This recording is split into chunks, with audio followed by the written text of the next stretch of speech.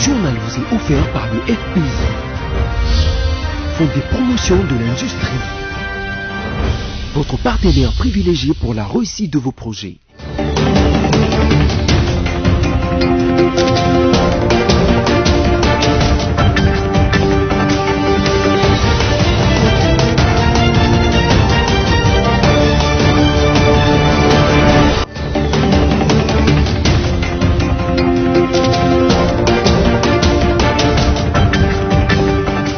Nouveau numéro du journal sur votre chaîne, mesdames et messieurs, voici le principal titre de ce journal.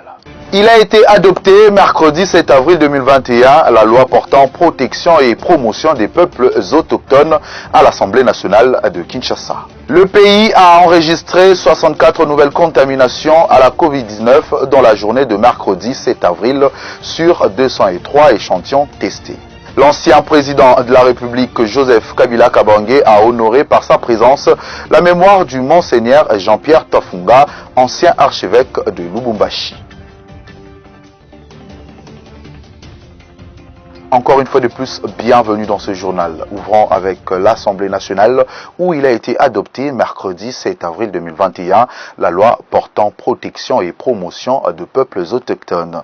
Son initiateur, le député national Riba Rachidi, a exprimé son satisfait après cette victoire. Lieve Luzolo était sur place pour le compte de BCTV. L'Assemblée nationale de la République démocratique du Congo a adopté mercredi à l'unanimité un projet de loi qui accorde des avantages aux Pygmées, considérés dans l'histoire comme les premiers occupants du pays et protecteurs des terres ancestrales. Le projet a été voté par 382 députés, a précisé le député Ruben Rachidi, initiateur du projet, avant d'exprimer son satisfait. Franchement, c'est vraiment un motif de satisfaction parce que ça n'arrive pas tous les jours. Et pour être honnête et sincère, depuis que je suis dans cette chambre, c'est ma toute première fois qu'une loi soit adoptée avec un seulement votant non. Donc tous les députés ont voté, je dirais à l'unanimité, ils ont accepté cette proposition de loi. Il reste maintenant que nous puissions accompagner des plaidoyers au niveau du Sénat. Nous sommes rassurés qu'ils seront convaincus de la même manière que les honorables députés nationaux l'ont été. Et donc ça passera à l'unanimité également, nous le souhaitons bien, au niveau du Sénat, pour que ça soit enfin promulgué par le président de la République, chef de l'État. Le projet de loi prévoit notamment la gratuité des soins, l'enseignement primaire et secondaire, l'assistance gratuite des Pygmées dans les instances judiciaires. La RDC compte à ce jour plus d'1 million de Pygmées selon la dynamique des groupes des peuples autochtones DGPA, ONG congolaise qui milite depuis 10 ans pour l'émancipation des Pygmées. Le vote d'une telle loi est une première dans les Congo-Kinshasa, indépendant depuis 1960. Toujours à l'Assemblée nationale, sachez qu'après ces votes, le président de cet organe délibérant, Christopher Mbosso, a rassuré les Pygmées de la sécurité et l'accompagnement du chef de l'État, Félix-Antoine Tshisekedi Tshilombo. On l'écoute toujours au micro de Lieve Luzolo. Après que nous ayons adopté votre loi, elle sera désormais envoyée au Sénat pour une seconde lecture. Quant en ce qui concerne votre sécurité, nous avons mis en place une commission qui travaille dessus et bientôt, ceux qui ont été attaqués seront endommagés. Nous vous demandons de prier pour le chef de l'État, Félix-Antoine Tshisekedi. Si vous priez le Dieu Tout-Puissant, priez toujours pour le chef de l'État. Si vous demandez à vos ancêtres qu'il les protège également, il va toujours vous accompagner. Il ne va jamais vous abandonner.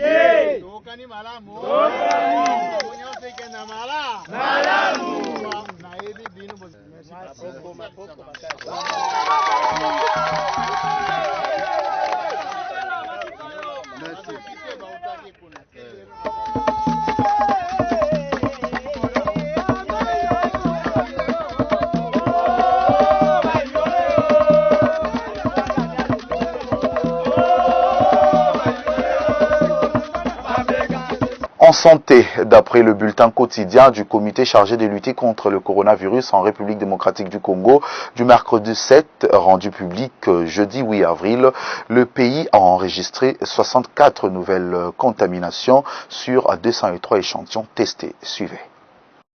Il a été rapporté dans ce même bulletin qu'aucune nouvelle personne n'est sortie guérie de centre de traitement de Covid-19 ni du groupe de patients suivis à domicile. Le nombre de personnes guéries reste donc de 25 841. Ici est de noter qu'aucun nouveau décès n'a été enregistré également parmi les cas confirmés. Le bilan reste de 745 morts. Rappelons que depuis le début de l'épidémie déclarée le 10 mars 2020, les cumuls de cas est de 28 474, dont un cas probable. Au total, il y a eu 745 décès, 25 841 personnes guéries et 23 provinces touchées sur l'étendue du pays. Parlons sécurité en province. Dans ce journal, 24 bandits armés, parmi lesquels 3 femmes, ont été arrêtés par la police nationale congolaise dans la ville de Guadolité, en province du Nord Ubangi, le mercredi 7 avril 2021. Une information confirmée par le maire de cette ville, Sophia Zaurati. Dans la ville de Guadolité, chef-lieu de la province du Nord Ubangi, 24 criminels, parmi lesquels 3 femmes, ont été arrêtés par la police nationale congolaise le mercredi 7 avril 2021. C'est le maire de Guadolité qui a confirmé cette information à la presse. Nous avons commencé l'opération avec la police, aidée par le jeune de chaque quartier. Au total, nous avons déjà arrêté 24 personnes, dont 21 hommes et 3 femmes. On va les déférer devant la justice cette semaine, a déclaré Joseph Molegbe. Il a ajouté que ces présumés criminels sont à l'origine de plusieurs cas de vol à main armée décriés dans la ville de Guadolité depuis le mois de février. Le maire de cette ville a salué la collaboration entre la population et la police dans la traque de ces inciviques qui opèrent dans la capitale du Nord Ubangi. Et puis en société, parlons à présent réaction au centenaire de l'église kimbanguiste. Un croyant musulman propose au chef de l'État d'ériger un monument en mémoire du prophète Simon Kimbangu. Commentaire. L'idée est bonne, mais comme nous le savons tous, personne n'est complète pour remplir toutes les tâches. Ils ont bien fait d'ériger ce musée là-bas. Je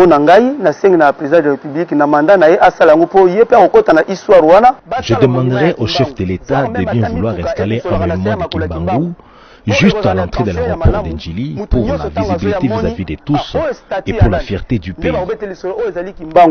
Rappelons que le centenaire de Simon Kimbangu a eu lieu le 6 avril 2021. Durant la cérémonie à cet effet, le chef de l'État a demandé aux 2 présidents du Chambre du Parlement d'étudier la question pour que cette date du 6 avril devienne une journée chômée et payée en RDC. Rendons-nous dans le Haut-Katanga, à Lubumbashi plus précisément, en surprenant la population venue nombreux à la cathédrale Saint-Pierre et Paul pour rendre les derniers hommages à l'ancien archevêque de cette ville, Monseigneur Jean-Pierre Tafunga. Joseph Kabila Kabange, ancien président de la République démocratique du Congo, n'a laissé aucun mot à la presse louchoise présente sur place. Regardez. Au volant de sa Jeep noire Pimpa neuve, l'ancien président de la République démocratique du Congo et sénateur à vie Joseph Kabila Kabange est accueilli à sa descente par un nombre restreint des membres de sa famille politique de l'UFCC dont Papi Mpungu et Delphin Kassongo Kibale sous les regards curieux rangés devant la cathédrale Saint-Pierre et Paul. Ensuite, c'est le vicaire général Denis Moto de recevoir Joseph Kabila et de le conduire directement en la cathédrale où est exposé le corps de l'archevêque métropolitain Jean-Pierre Tafunga Mbayo, décédé le 31 mars dernier en Afrique du Sud. C'est dans le strict respect que Joseph Kabila s'est recueilli devant la dépouille de l'illustre disparu en y déposant une gerbe de fleurs.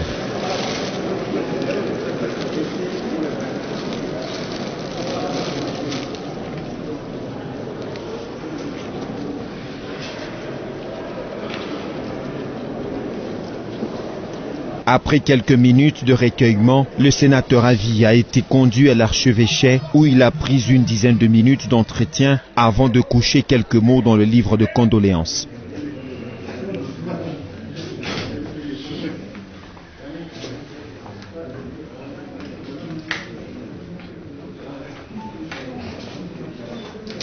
À sa sortie de l'archevêché, c'est une foule en liesse qui a dit au revoir à Joseph Kabila Kabange.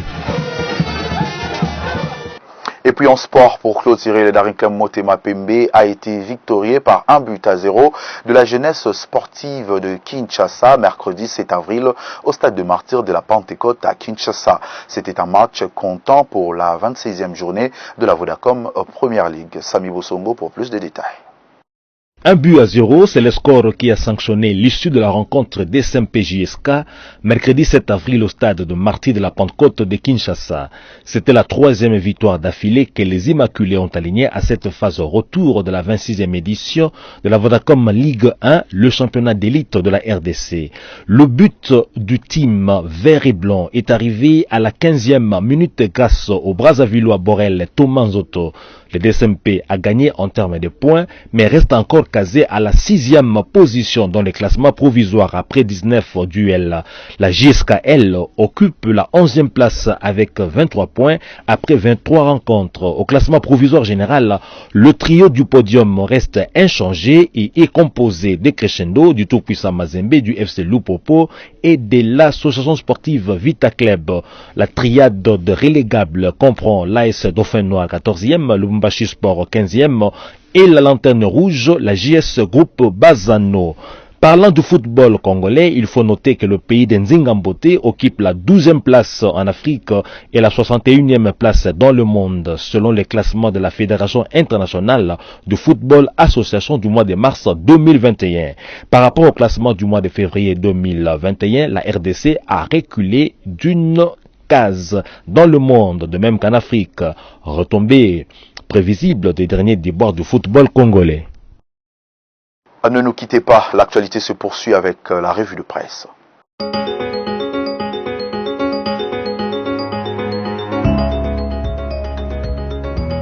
Bienvenue à la revue de presse de ce jour. Commençons par ce titre de l'agence congolaise de presse.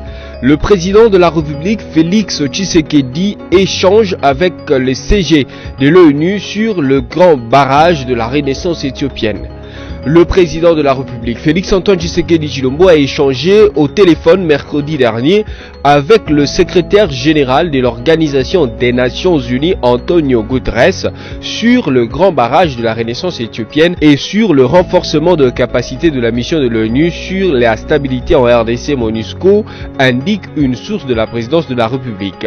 L'entretien avec le chef de l'État Félix Tshisekedi et Antonio Guterres intervient au lendemain de la conférence ministérielle de Kinshasa sur la poursuite des négociations tripartites entre l'Égypte, l'Éthiopie et le Soudan sur le grand barrage de la Renaissance tenu du 4 au 6 avril 2021 à Kinshasa à l'initiative du chef de l'État congolais et président en exercice de l'Union africaine, Félix-Antoine Tshisekedi Tshilombo. Poursuivons avec actualité.cd qui écrit Handball CAN 2021, la compétition se déroulera finalement du 8 au 18 juin à Yaoundé. La Coupe d'Afrique des Nations des handball dames a été avancée légèrement du 8 au 18 juin à Yaoundé au Cameroun. C'est ce qu'annonce la Confédération africaine de handball sur son site. Le tournoi devait se dérouler normalement du 10 au 20 juin, toujours dans la même ville. Le tirage au sort du tournoi a été effectué il y a quelques jours et a placé les Congolaises dans le groupe B aux côtés de leurs homologues camerounaises, nigérianes et kenyanes. Bouclons cette revue de presse, mesdames et messieurs, avec ce titre de la radio Capi. Béni, 2 cultivateurs portés disparus après une incursion des présumés ZF. Des sources de la société civile relèvent que 2 cultivateurs sont portés disparus après une embuscade tendue par des présumés rebelles ADF mardi 6 avril tôt dans le groupement des Banandé Kainama à Béni. Le président de la société civile des Banandé Kainama affirme que les hommes armés ont tendu une embuscade à 14 agriculteurs qui se rendaient à leur champ dans la localité des Misongo. Le groupe s'est éparpillé, 2 sont portés disparus. La même source annonce qu'une autre attaque des ZF a eu lieu ce mercredi matin dans son groupement. Elle a été repoussée par des militaires congolais. Aucun bilan disponible pour le moment. C'est tout pour cette revue de presse. Merci à vous qui l'avez suivi.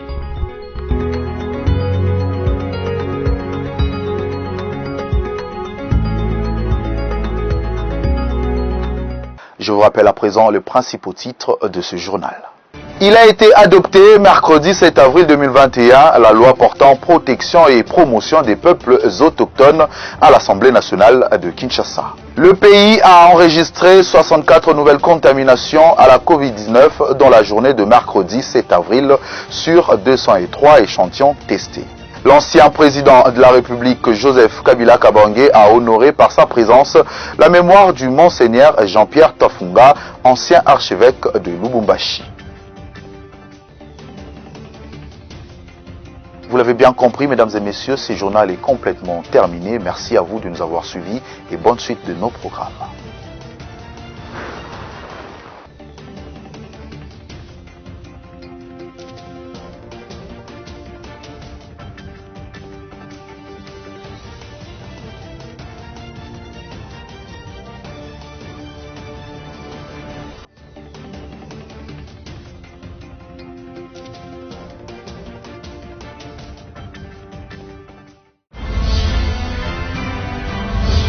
Ce journal vous a été offert par le FPI, Fonds des promotions de l'industrie, votre partenaire privilégié pour la réussite de vos projets.